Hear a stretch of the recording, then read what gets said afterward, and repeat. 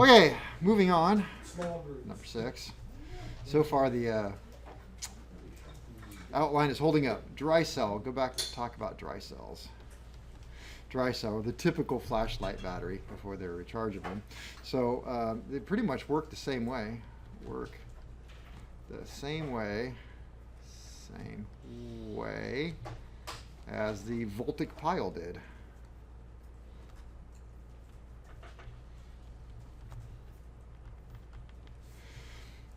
But instead of having that cardboard soaked in salt, it uses a paste. So it utilizes a paste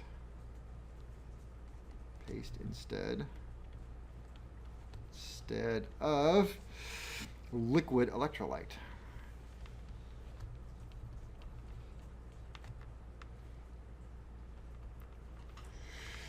So in case you haven't noticed, the electrolyte, it's kind of what we're calling acid. The acid in the battery is really called electrolyte. And of course, you know, batteries, as they get better and technology changes, they use different materials instead of just your zinc and whatever. Was it zinc and copper and silver? Utilize combinations of different materials. Oh, and I've got examples I don't think we need to write down, but zinc, copper, carbon, lithium ion, lithium manganese dioxide, nickel oxyhydroxide, silver oxide, all different kind of stuff.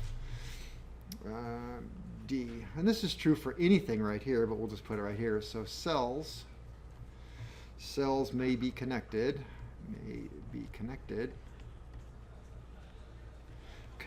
in series or parallel.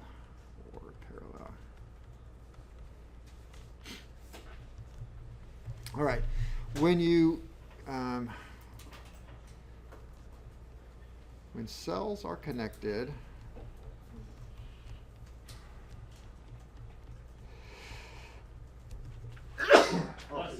damn, I got the Rona. When cells are connected, yep, we're all going to connected in series, the voltage is increased. The voltage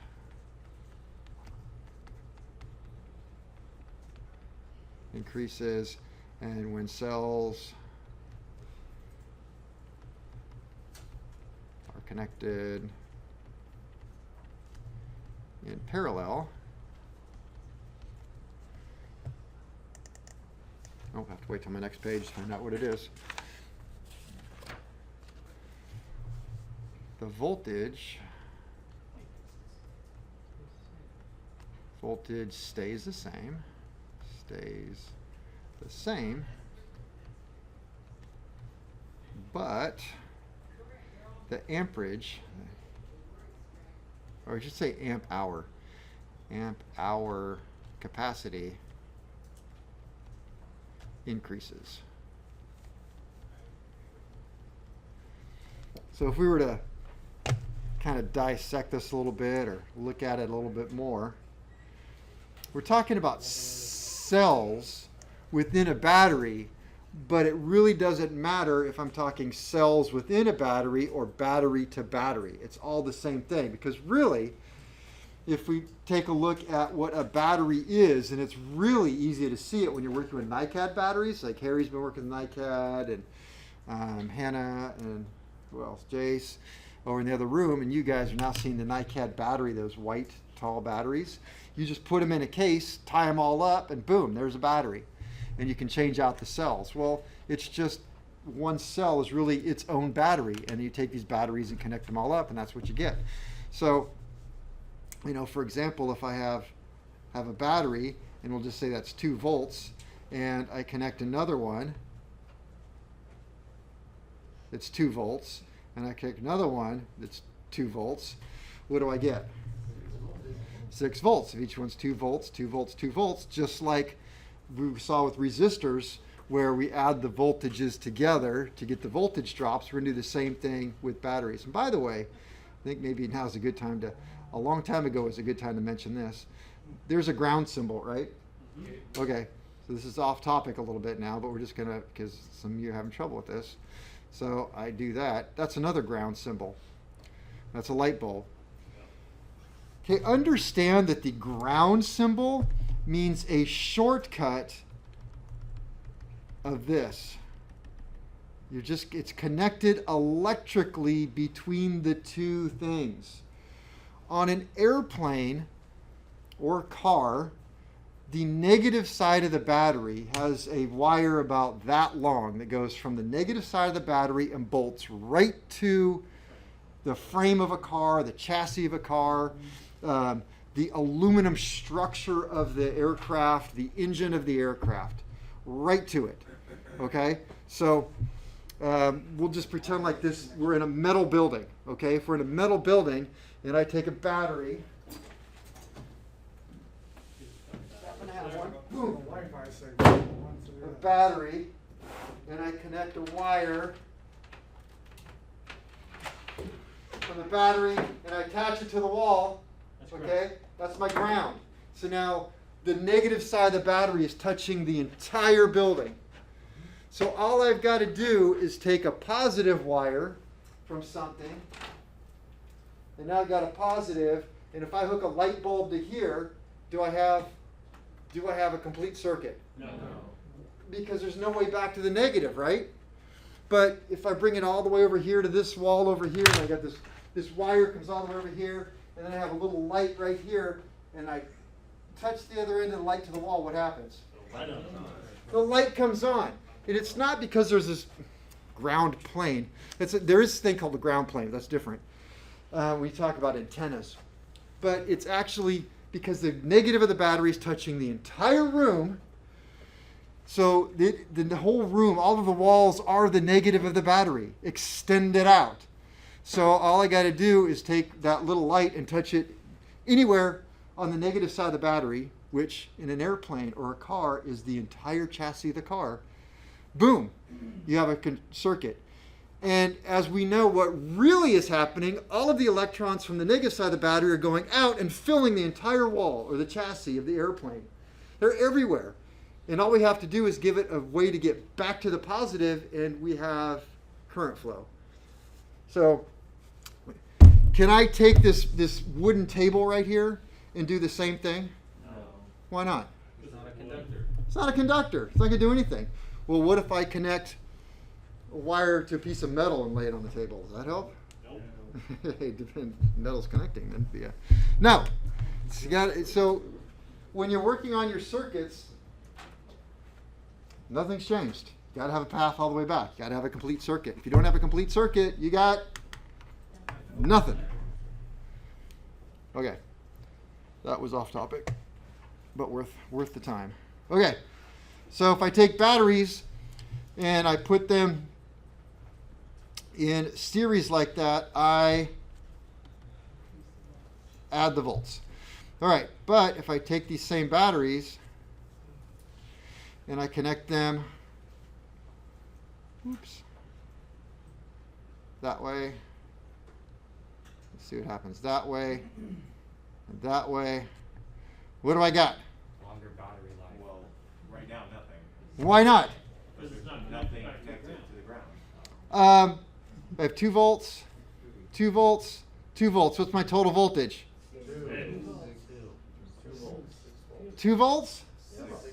6 volts. Still in series. They are still in series. I haven't changed anything. Watch out for trick questions.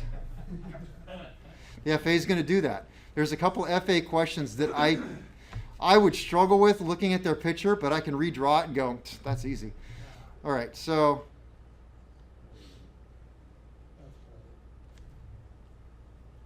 now what do I have? Parallel. Okay, so what am I going to have between here and here? Switch. No, what am I going to measure? What's my E total? 2 volts.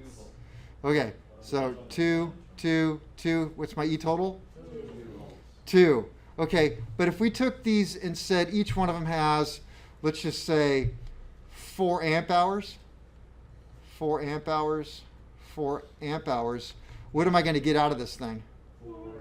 6 volts at 4 amp hours. Because you can't make something from nothing. So what we did is we increased the voltage. Amp hours are going to stay the same. What do I have over here? Same thing. 4 amp hours for each one. So I'm going to have 2 volts and how many amp hours? 12 amp hours. So that's what you're going to do. You're going. It's Ohm's law, damn it, or somebody's law. I don't know. It's Volta's law. I guess it'd technically be Kirchhoff's law. Okay, so make sure you understand that. And this, does this matter? I mean, do you really have to care about this? Well, quite a bit. If nothing else, at some point you're going to be wheeling out the battery cart from our tool room that has 2 basically truck or car batteries in there, and you will either have to determine if you want to get 12 volts out of the end or 24 volts out of the end. Now, we had a student, I don't know who it was, who wanted to start our Cessna 172, and it is a diesel motor, or Jet A really, but same thing. And so the battery was running low, so not understanding this, it's a 12 volt system. They put the batteries in series, so they got how many volts? 24, and it blew out the instruments. So, yeah. But in all fairness, remember that guy who took the battery apart and poured the acid in? Yeah. I gave him those and he fixed them. So he was not the guy who did the battery thing. He was actually took them apart, figured out what blew up, replaced all the chips, and gave me the instruments back, and they work now. So. How about the circuit breakers? Huh? What happened to the circuit breakers? They don't care. They're amps. Circuit breakers run on amps, not volts. They didn't care. Yeah. The E between the 6 volts and 4 amps hours, what is that? 2. No, E. in between, in the actual This? drawing. Yes. It's an @ symbol. Like your name at gmail.com. Okay. Was that this last class? Like one we just had before that? No, it's been a while now. Okay. Wow, it's moving right along. Under the category of things you had better already know is this. Measuring battery voltage. Well, you know to do it, you may not know why. There are 2 distinct measurements. 2 different measurements.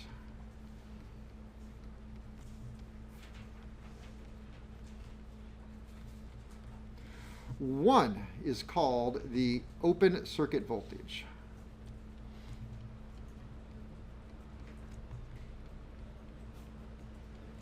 Or the OCV, open circuit voltage. You ever have a car that wouldn't want to start? Yeah, that's the end of my story. And so you're thinking, I wonder if it's a dead battery. Well, you know what? I got one of those stupid voltmeters from Aero 309. I will check it. And so you take your voltmeter, you turn it on, you go, should be 12 volts. And you go up to your battery and you put it on there, go, 12 volts. Guess it's not the battery. No, It's the battery. It's the battery. But why are you still getting 12 volts?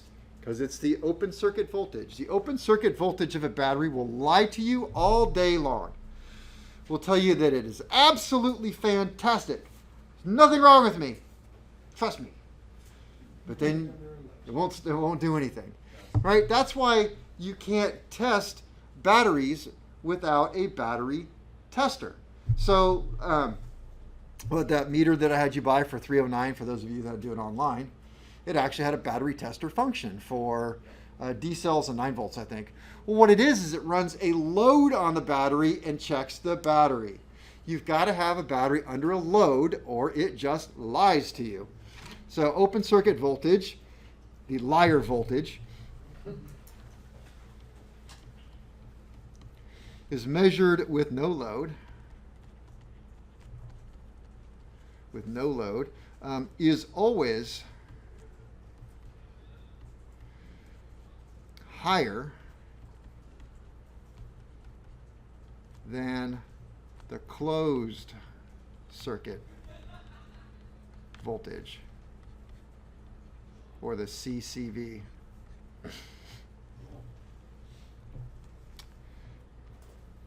Yes. Well, I'm just, Go ahead. well, when we were doing like our series and our parallel and our series parallel. Yeah. When I measured my 6-volt battery. Yeah. I measured it without the load, it was 6 volt, but when I hooked it up to a load, it was 6.7. When you measured open circuit, it was 6, and then you put the load on and it went up. Then you did it wrong.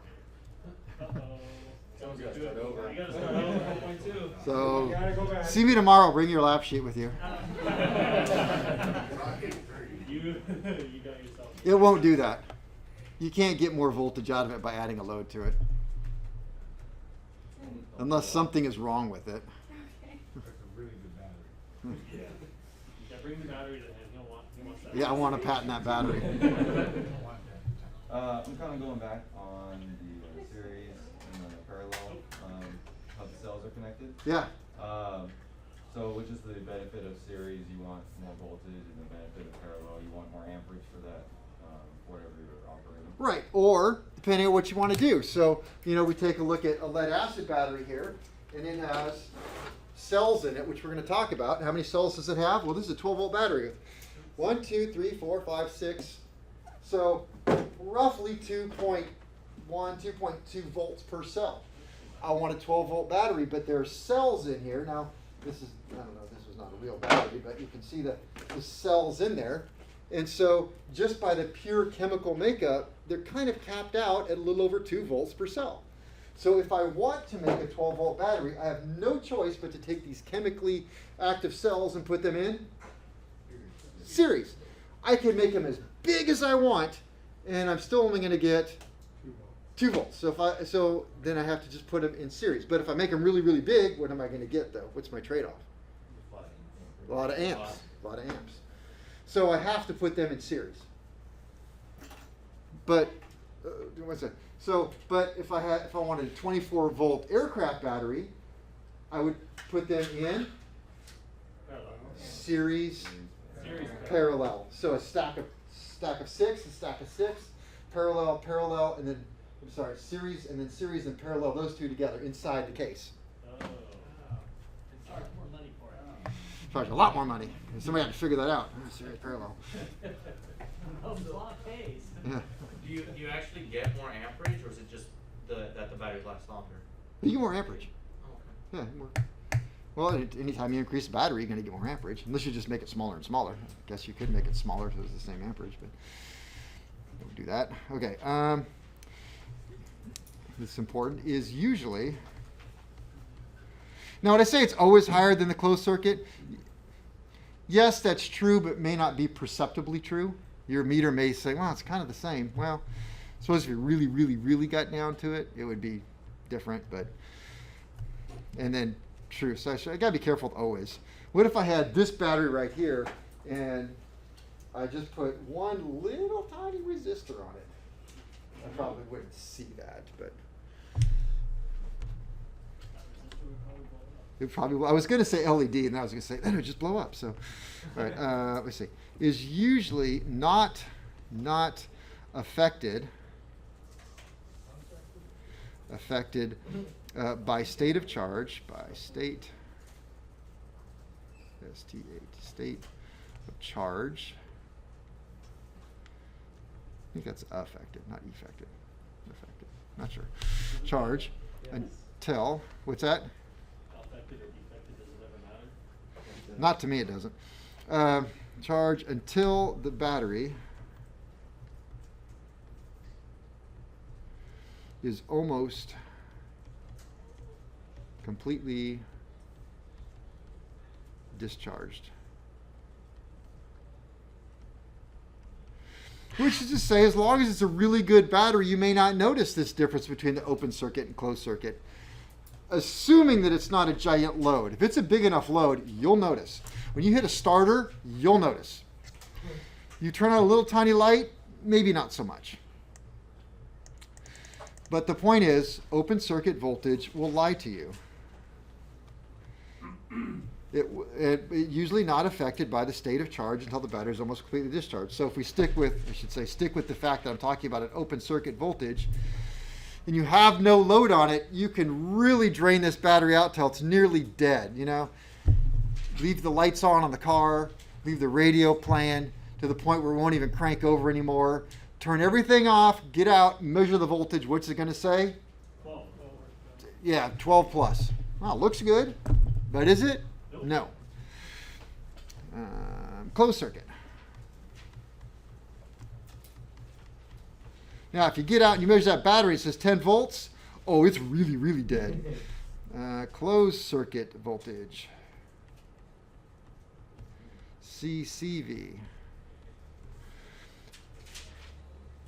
1 measured with load applied. So that was why I was such a stickler with your project when you're using a little battery in that project, the resistors. And it would say, oh, well, you used the open circuit voltage. Do it again. Because you can imagine as your 6-volt battery is going to start dying, you could walk up to it, measure the, and this does happen. It used to happen because it wasn't a thing.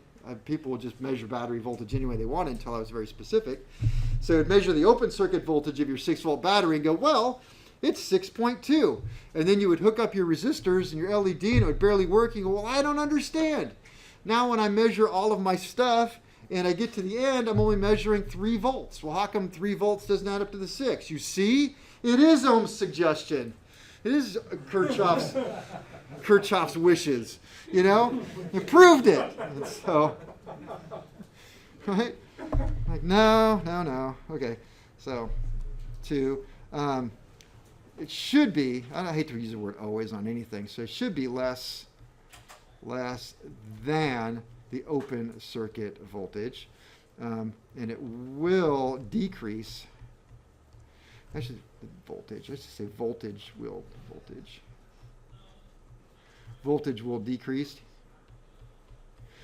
decrease with an increase in load, with an increase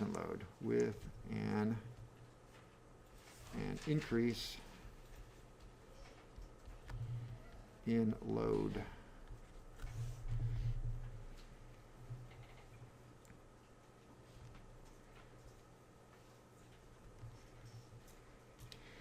Here's something that is kind of odd. We'll talk about it.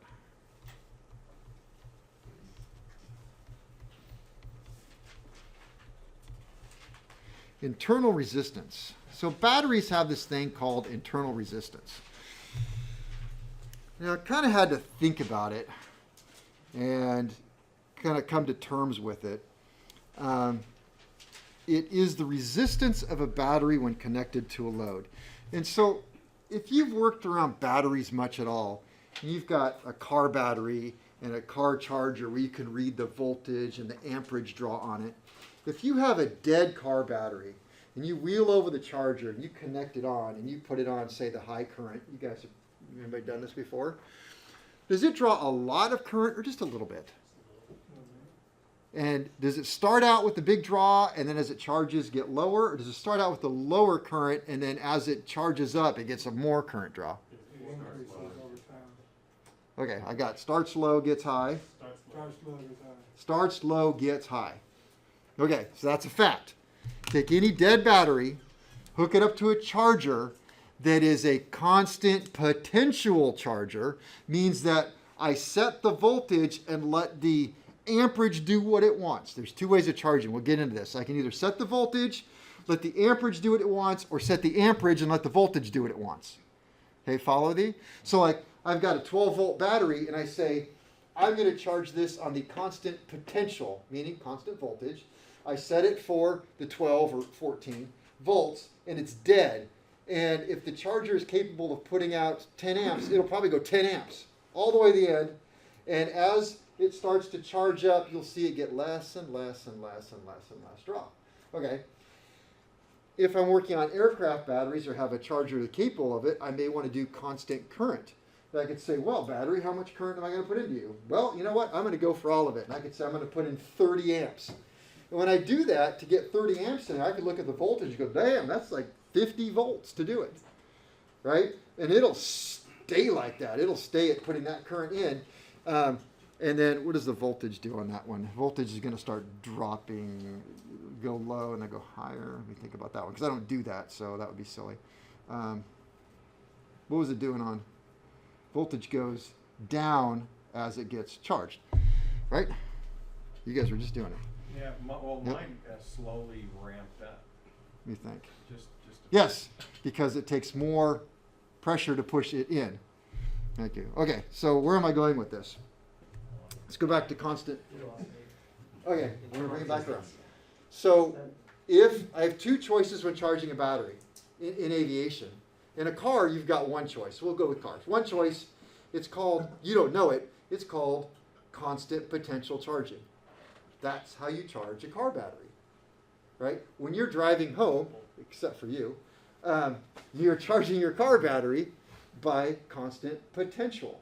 You have an alternator on the car that's putting out 14.8 volts or so, and it is putting that into the battery. The voltage is set, and the battery is going to charge up. So if you had an ammeter in your car, you would notice that after you start it up, well, you got to get in and fiddle with your radios and check your Facebook and all that and your stuff. All right. Then you start your car up. That takes a lot of electricity. It's drained the battery a little bit. So now your alternator is putting out a set voltage. We'll call it 14 to make it easy. The ammeter, if you had one in your car, because I don't think anybody has one, right? You have to have an older car, probably Ford. It's going to draw a lot of amps. And then as you start driving home, you'll look and pretty much it's right about zero. Right? Because the battery's charged up and everything's fine. Ammeter, by the way, in most cars and airplanes is really reading to and from the battery. Yeah. So is the reason why there's a lot of amps at the beginning is because it has a lot more resistance when it's... Well, that's where I'm going with this. So keep that right there. Don't make it, because I'll forget. That's what I'm talking about. So thank you. That's an amp. Okay.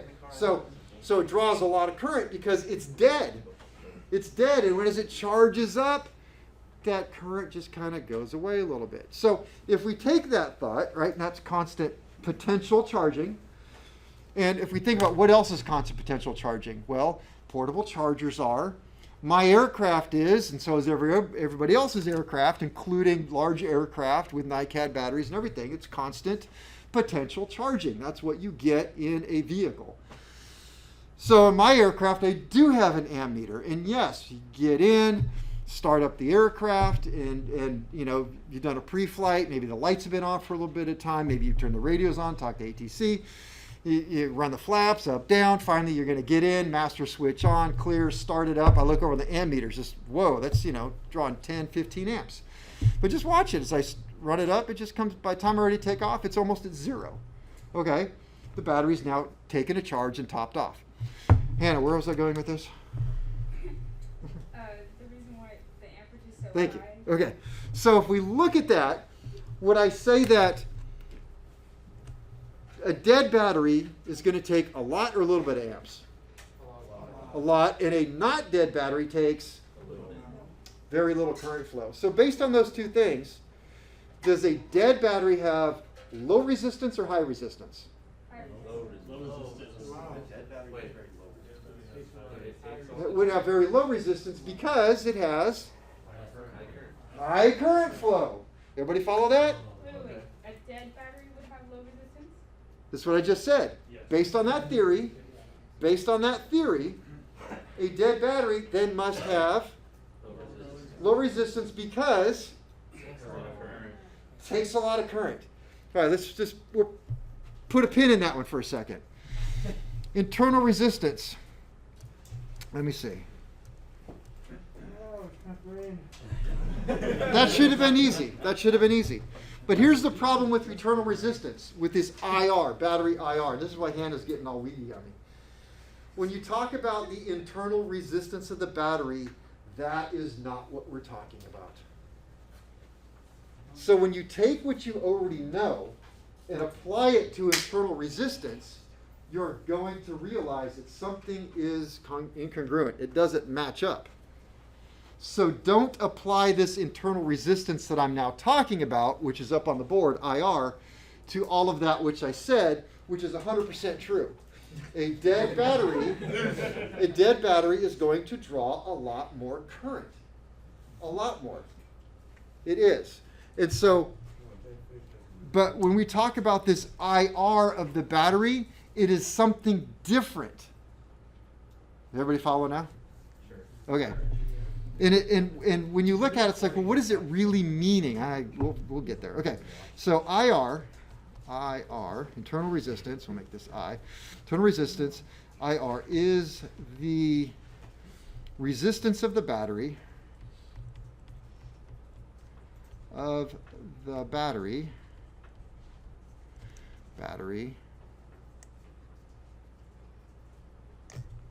when connected to a load.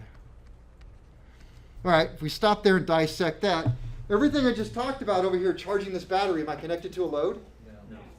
No. So now I'm talking about IR of a battery is when? To a load. So that's where you can get this brain thing going, but I know for a fact that it's going to take more current when charging. So if it takes more current, that means the resistance is low, but now you're telling me a dead battery with this is going to go up. It's going to be the opposite. So being connected to a charger isn't being connected to a load? That's correct. It is the load. The battery is the load now. Got it. Got That's a it. good question. Okay, so the IR equals to the open circuit voltage minus the closed circuit voltage divided by the load amperage. The load amps. It's another way of saying, and I don't know if you've ever heard this one before, but it's like resistance equals the voltage divided by the current. I believe we've mentioned that once before. Ray does sound familiar from Star Wars. Yes. So when you're talking about how internal resistance goes up as the battery is dead, is that because the electrons have a harder time flowing through the battery to put out voltage because it's dying? Yeah, we could say that. You know what? Honestly, I haven't thought about the why, Oh, okay. but that would make sense. Yeah. All right. So you're going to be doing this. This is going to be on the test. It is going to be a practical project. You do have to know this. But look at it again. Just dissect it. Internal resistance. Resistance equals the open circuit voltage minus the closed circuit voltage divided by the load in amps. Amperage. R equals E divided by I. And so what do I mean by that? The internal resistance is going to be the open circuit voltage. So I'm going to take a voltmeter and measure the battery before I put a load on it. Okay? Then I'm going to put a load on it, a known load, let's just say 1 amp, and measure the difference between what I had open circuit versus closed circuit. There's the difference. Divided by how much the current is flowing, I'm going to get this internal resistance. What does it mean? I don't know what the hell it means. It's just something you're supposed to know. Do I do it out in the field? Oh, hell no. It's not important to me. You know? Gotta love it. But for some reason, we're supposed to do it. So, but you know what's great about it is just another one of these things that it gets you comfortable with batteries, working with larger amperages. And so it has some real good practical hands-on stuff going on with it. So it's not a waste at all. So if the open circuit voltage is 14 volts and the closed circuit voltage is 12 volts and my load is 100 amps, then what is my internal resistance? 50 amps. No. Correction, 50 amps. Correction.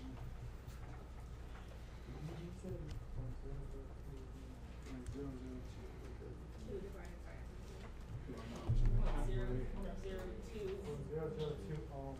So IR equals 14 minus 12 divided by 100.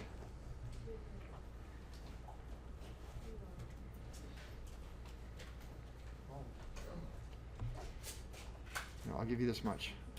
It's in Lululemons. 0.002. 0.02. Do I hear 0.02? How about 0.02? We'll compromise. Have 2 zeros and put that there. Okay, so what happens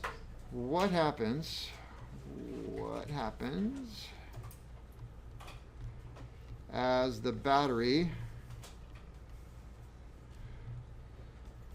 moves to a discharged state? I don't know if that's Nevada or what. Okay, so we've got, let's see, open circuit voltage, closed circuit voltage. If the battery is moved from a reasonably charged state to a more discharged state, what do you think my open circuit voltage would be about? Still about 14. Still about 14, I agree. Closed circuit voltage. Well, you don't know because I have to make it up. 10. Because now I'm doing the same load. And now I got less voltage as I'm doing this. So what is my internal resistance now? 0.04. Kevin, what do you mean by discharge state? I'm a little. Dead. It's deader. Okay. Better. More dead. Hey man, that works. That's an industry term. That's a good. When, and if I did one more, it would be deaderist. So Most internal resistance increases. 0.04 ohms. So what happens? Internal resistance increases. Okay, as a battery discharges,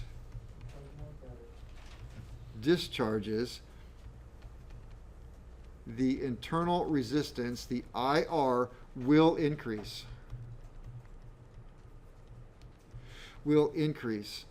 And I can scroll up here. Increase. This is not to be confused with charging a battery.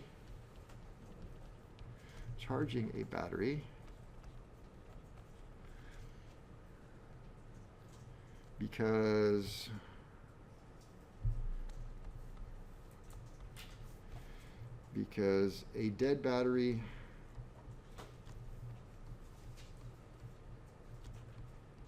will offer little resistance.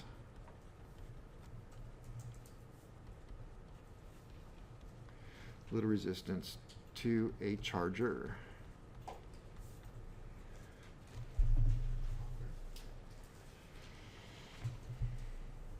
There, hopefully everybody's cool on that one. Okay, because it matters. And again, that's just taking practical what we know and merging it with new information, because if I wouldn't have done that, I know half of you, or at least I did at one point, I was like, well, wait a minute. The internal resistance of a dead battery doubled, then that means that as it charges, it gets more current? No, that can't be right, and it wouldn't be right. So it's in reference to with a load on the battery. And again, what usefulness does this have? Not a whole lot, except the fact that you understand that as a battery is discharging, you're going to get less and less voltage out of it, which I suppose would be easier just to say that and move on, but it's not what we're doing, right? Okay.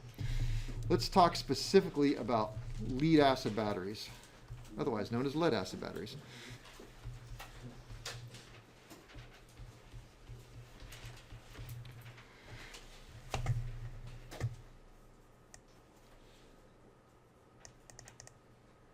Lead acid batteries, all right.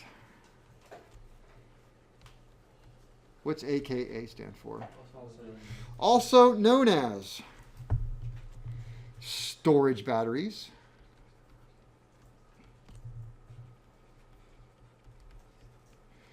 Storage battery or a secondary cell.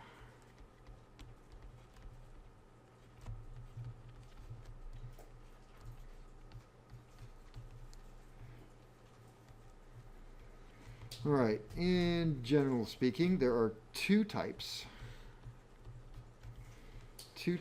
of lead acid batteries.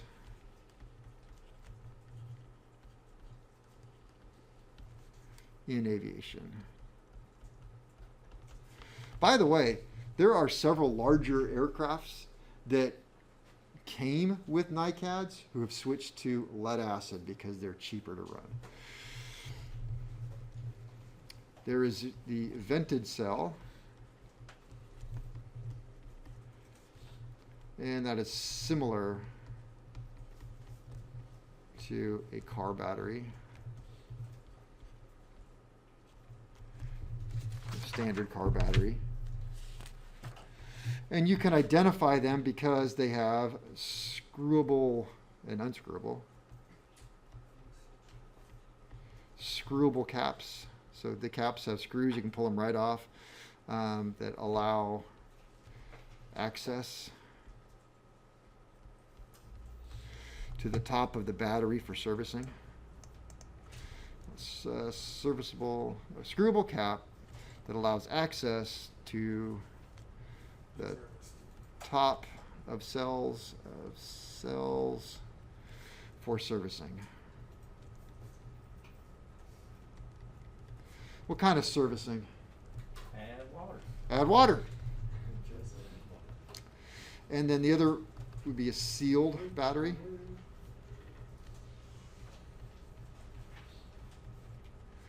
There are, in theory, no ports for servicing, unless you try hard enough. You make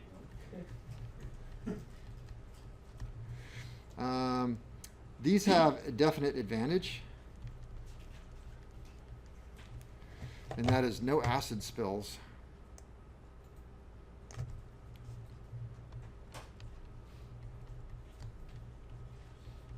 That's what they say. Yeah, I currently have a vented cell flooded battery. My next one, I would like the sealed battery. And the official word is, well, okay, there's no acid spills. And so you're seeing more and more of that. Concord really went that route with their. But there was some other, in the industry, I would say, advantages to the flooded. And that the flooded was more robust. It seemed to last a little bit longer. And people preferred it for that reason. But as technology has moved forward, I think that more and more people are really leaning towards these sealed batteries. There's a different name for them. We'll get into that. The sealed batteries, because you don't have the spillage issue, which is nice.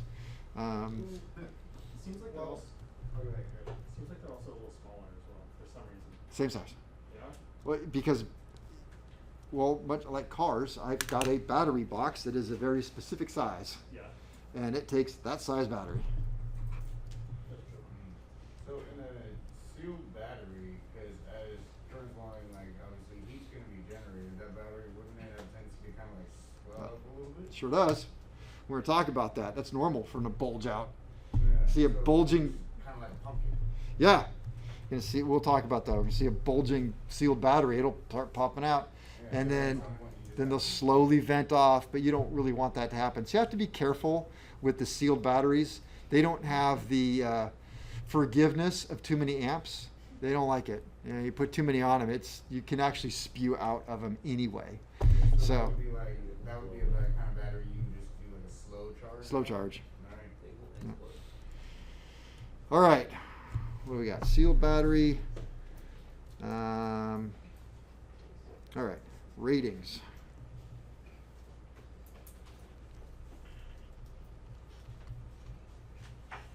Ratings.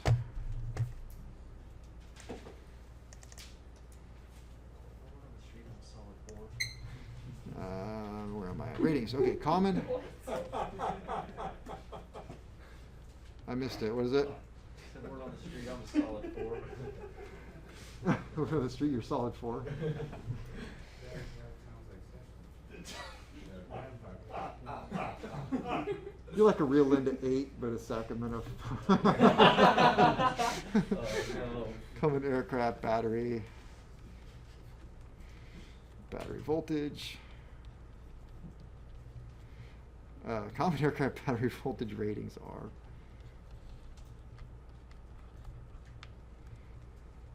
are. We have 12 volt, which has 6 cells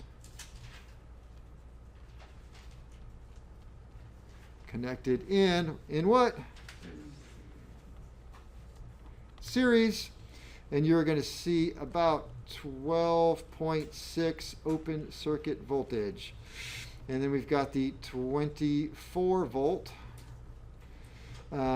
which has 12 cells connected in series. It has an open circuit voltage of about 25.2 OCV, which gives it about how many volts per cell?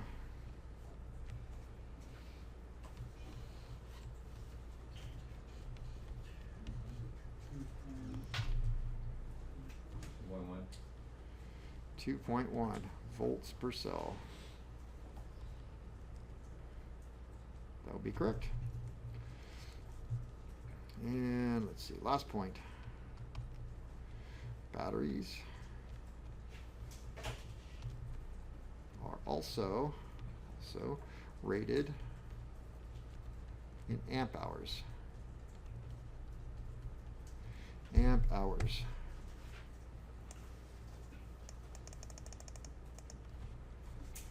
So 1 amp hour is the ability